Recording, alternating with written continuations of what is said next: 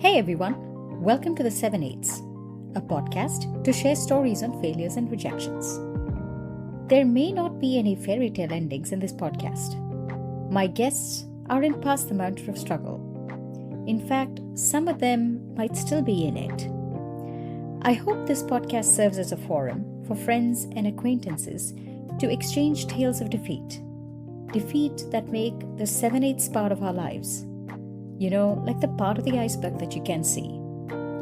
By sharing these stories, I hope we can all normalize failures and hence win over that fear of defeat. Because failing is just a part of living. I hope you will relate. Do leave me a note of feedback, and critique is welcome as well. You can find me on Twitter at FemNectar. Now, on to our episode. Welcome to episode 20 of The 7/8ths. In this episode, I sat down with Sunil Rajaraman, CMO of GoodRx, to talk about his journey through failures and setbacks. Sunil Rajaraman is a tech entrepreneur, investor, and an exec who spent the last 12 years in tech industry, where he's been a part of the founding team of several companies and angel invested in others. He's currently a marketing exec at GoodRx. Sunil's passion outside of work is mental health. He's given several TED Talks, including his famous mental health TED Talk to the high school students in Monta Vista, and guest written for the information about mental health in tech industry. His podcast, This Is Your Life in Silicon Valley, features guests such as the mayor of Oakland and the CEO of Instagram. In this episode, we talked about transitioning from a founder to an operator, managing that feeling of not being good enough, and much more. It's time to pull up a chair and just listen in. I want to thank you for agreeing to be on the 7/8ths, Sunil. I know that you've written about the effect of social media on mental health, and you've spoken several times on this topic as well. In this case, I'm particularly interested in exploring failures, rejections, and sort of how you've managed through failures and rejections.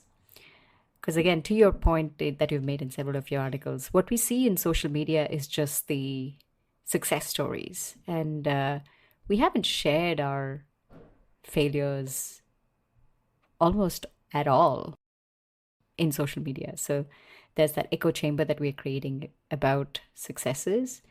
And even amongst friends, we rarely talk about our struggles. So this podcast is a small attempt to #normalizing failures and struggles. So thank you for agreeing to be on the 7/8ths. Yes, no worries. I think it's generally hard for people to share failures out of social media for, fear of ruining your public brand and all of that. And I would say, for me, if I look at my journey here in Silicon Valley, I was 10 years ago, I started my first company, and I think, it was not a successful outcome. Yet, when I was in it, and it was also, I would say, somewhat of a personal failure from the standpoint of, the toll it took on my health, my family, et cetera. And with that being said, the lessons that I learned there ultimately, made me better. But I think one thing is tying together the failure with social media. When I was working on that company, I felt an immense pressure to always advertise to the outside world that things were going well.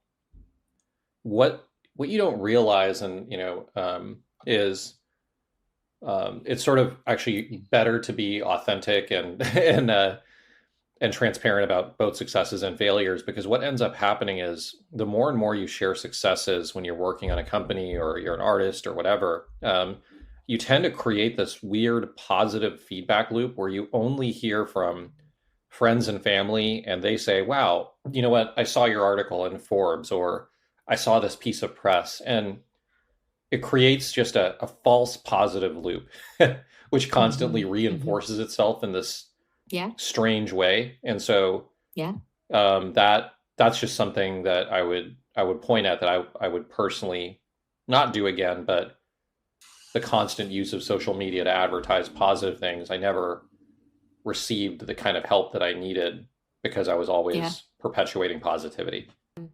How did you navigate through this? I mean, you opened the chat with the struggle that you had with your very first startup attempt that failed.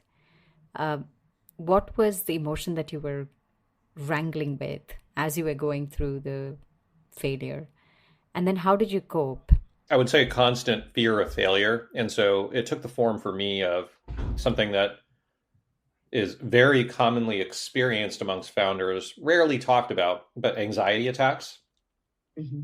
And so I experienced episodic and then what became more frequent anxiety attacks over a stretch of 3 years. Mm. And I certainly didn't know how to cope with it. I didn't have the tools or you know, the mental wherewithal to recognize why it was happening. And, eventually I discovered, cognitive behavioral therapy, and I started going regularly started off as like once every few weeks, once a week, etc. Mm-hmm. And I did very intensive therapy for a stretch of, I would say, a year. And eventually, I was able to taper it down a bit, and that helped quell my anxiety. But, during my founder days, it was just go, go, go. So I say this in my talk, and I'm rather transparent about it, but, I had a general practitioner who I went to, and rather than cure the underlying cause, like a lot of doctors, I don't, discredit him for it, but he treated the symptoms, right? Which was in the form of, hey, take some short acting anxiety medication. It will make the anxiety go away. But what happens is, the more attacks that you have, the more dependent you become on this medicine. And, there's a class of drugs called benzodiazepines that specifically treat anxiety. And what I would say is, I wish I knew at the time that you're able to treat this with just standard behavioral therapy, because that actually addresses the root cause. Yeah. And eventually I was able to, wean off of these, medications altogether, which are just horrible for you in many ways. A, because of their addictive qualities, but B, because they just kind of dull you and make you very, very tired, and kind of in a way take away your mental capacity a bit. Now, I recognize some people do have to use them, and absolutely, this is not medical advice in any way, shape, or form. But, if you do have the ability to wean off of them, consult with your doctor, I would, because they're not good. And how has hair therapy helped you, or is continuing to help you? Now I still go back once a month, and it helps me just kind of reset in a way, just my own context. It's been helpful with COVID and all of that. I would say it serves two purposes. It makes you realize that, it can feel often that your struggles are something that you only face. But, through therapy, you kind of almost discover that, hey, no matter what your problems are, it's all relatively normal. And it's not like it's been, you're breaking new ground in human history in all likelihood. Yeah. And so that's one aspect of it. Another is, just for me specifically, is I often am able to make new discoveries or breakthroughs that help my career or life that I would not be able to, make otherwise. And, I'm married, have 2 kids. I've got my parents here in the area, and got a lot of family I'm close with. But in a way, that the therapist relationship is so unique, because, you can be even more transparent in some ways. And it's just it's a different type of relationship. So it helps me unlock some things that I otherwise would not have. Can you talk about, one such struggle that you just described, right? You said, hey, the struggle seems like it's very personal to you, and you kind of feel alone, and then you feel lonely in that journey. Can you talk about one of those struggles that you had, and how essentially this therapist relationship helped you unlock an aha moment? For anyone who's in technology, which I assume your audience skews more toward tech, you just constantly feel like you're playing a game of catch up, no matter what level you are. So if you're a junior engineer at Facebook, and you see a colleague who's a year or two ahead of you at whatever place, and oh my gosh, it seems like they have so much more going on and they're managing a team. And as a result, I'm a failure. And so that's a Mm-hmm. common negative mental cycle. And that never goes away. Then you start a company, you raise money, but you know what? Your friend is doing even better. They're running a Series C company and raised $100 million or something. Then you sell a company or you make some marker of financial success. It's not good enough. And so just understanding that we have more visibility into people's lives than we ever had in human history because of social media. So Mm-hmm. as a result, it's just easier to constantly feel like a failure. And Yeah. Yeah. um, and so like therapy is helpful to kind of get out of that negative mental loop, in my opinion. Is there your most difficult failure? I mean, I see that you've experimented a lot. I think you had a startup called Scripted, um, and then you also write for Quartz and Medium, and you have your own podcast. Uh, you've had transitions, and now you're at GoodRx. So I'm using the word experimented pretty loosely here. But as you make these transitions, um, there are moments where you experience failures. What is one of your most difficult failure that you've had to struggle with? I mean, yeah, it's a good question. It's hard to. I'm trying to think of like something like particularly jarring. I mean, I do just go back to so I did start the company. I worked on it for 7 years, something like that. Hmm. And worked it through Pivot and all this stuff. I mean, I was fired as CEO of Scripted, and it happened almost immediately after we raised our Series B. We raised the Series B, and like maybe a week or two later, I was gone. And the board probably recognized, now in retrospect, I have the benefit of seeing this, that so the reason stated was like, hey, we need a more professional CEO to take us to the next stage, that kind of thing. But I was also Hmm. burning out, like, and it was pretty evident, not not just to probably people around the table, but to my employees and to everyone, like, hey, can this guy run another marathon? And I didn't have the energy, Hmm. and in part because of the anxiety stuff that I was experiencing, lack of sleep, all sorts of reasons I could give you. But that was a very jarring moment. Now after that, I decided, like, I kind of started my second half of my career, which is I decided not to pursue the founder route. The reason is, we've got two young kids at home. At the time, our second was just born, and Hmm. adding founder stress to the table made no sense at all. And so I joined a Hmm. venture fund as an entrepreneur in residence for a bit, but Yeah. I've either been running marketing or VP of marketing of various companies over the years, and so that's how that worked out.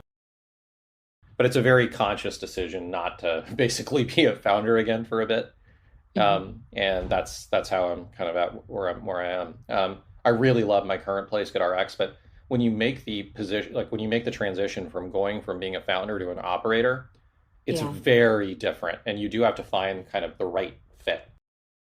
Yeah. And that can be Yeah. a massive challenge. I've loved all the places I've been, but the place I'm currently at, I really, really like a lot. What do you tell yourself as you go through these transitions, right? And as you rightly framed it, it's hard to go from being the founder or co-founder to an operator. What are the tools in your toolkit to help you manage through that am I not good enough syndrome, for lack of a better word?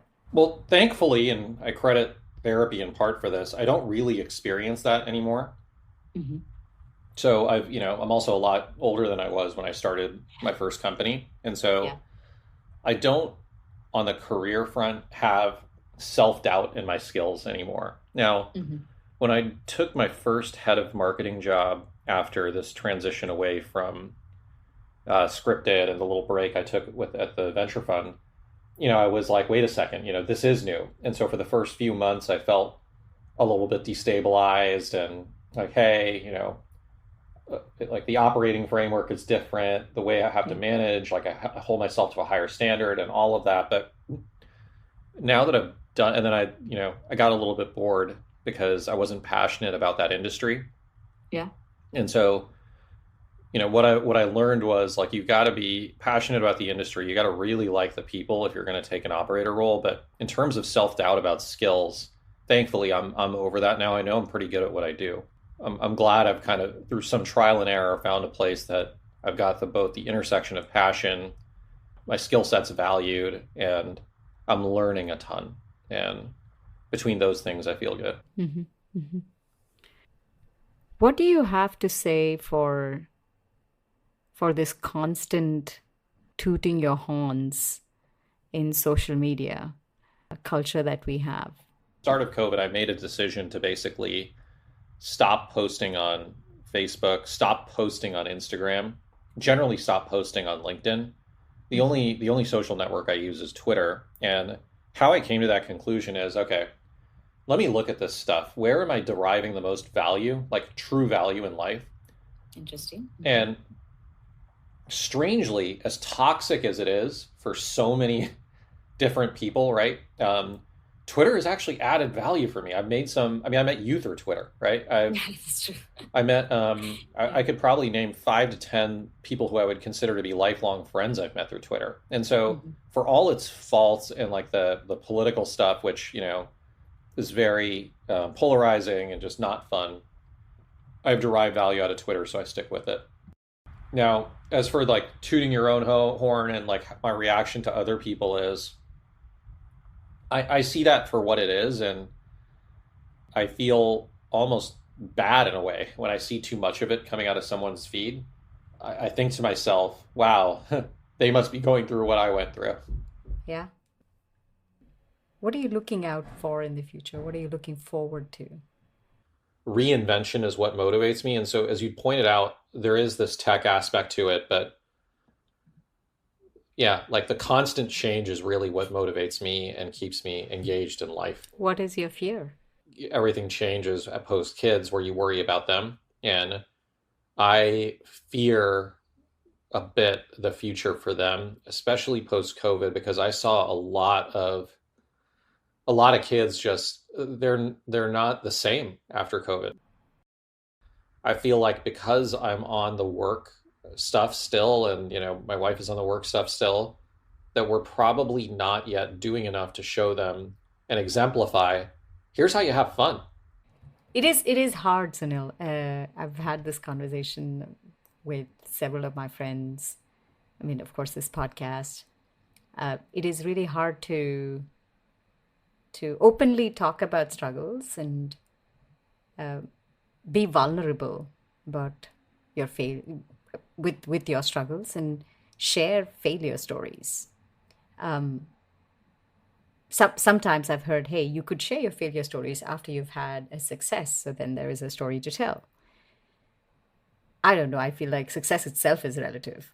Um, I have a roof above my head. I don't have to worry about my next meal. That's a success for a majority of the people in this country, for a majority of people in the world. So at where do you draw the line, right? Um, Turning that question to you, how are you drawing the line? When do you know to say this is good enough or this is enough? I'm not sure I do, and that's a problem in and of itself. But I don't really, in my mind, have like a clear. I'm not as like I don't think about it in terms of like like financial terms. Like there's not a, oh yeah, you make X amount of money, I feel like I've made it. It's not like that, and it's not like, hey, I'm working towards some material good, or I'm working toward being able to kick these 3 things off the bucket list, or else. And so it is more of a phase in life. Whereas before it was, I was motivated by the founder thing and all of that, and I was always motivated by the next round of funding or whatever it might, be. Hmm. There is a rediscovery process post kids though, where you have to say, okay, everything is logistics oriented right now. Success is almost measured on a day by day basis, which is, hey, did they get to their stuff? Are they happy, etc. But I do feel like, to some extent, there is a long term vision of success lacking for sure. So I don't have a good answer for you because I don't know what it is for myself. And that's okay. Thank you for openly sharing that. Definitely. And Yeah. speaking of having fun and teaching my kids fun, I probably should enjoy this Sunday with them. I promised to watch Lord of the Rings with them. Well, I don't want to hold you back any longer. We've had a fun, good chat. Thank you for your openness, your authentic self, and for letting everyone know that there is nothing wrong in taking help when you're struggling. And even having a definition of success is not needed, right? You, like you said, you can rediscover and rebaseline and redefine. So yeah, thank you for agreeing to be on the 7/8. Well, I think what you're doing is great, and I appreciate you considering me and having me as a guest. Thank you, Sunil.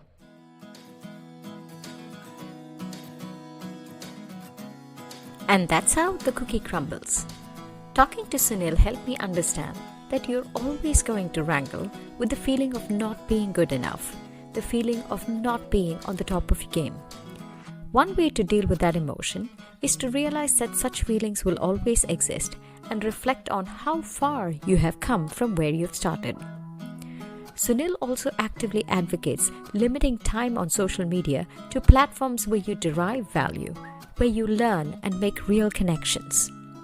He also talked about how therapy has been helping him dispel the feeling of loneliness in struggles. Therapy has also helped him become extremely self-aware and provided him techniques to manage the struggles. Sunil reminded me that the definition of success constantly evolves and changes based on the stage of life that you're in. More importantly, sometimes it is okay not knowing what your definition of success really is. Thank you for listening to this episode. Do share your thoughts. I am on Twitter on FunNectar. Until the next conversation. Cheers, everyone.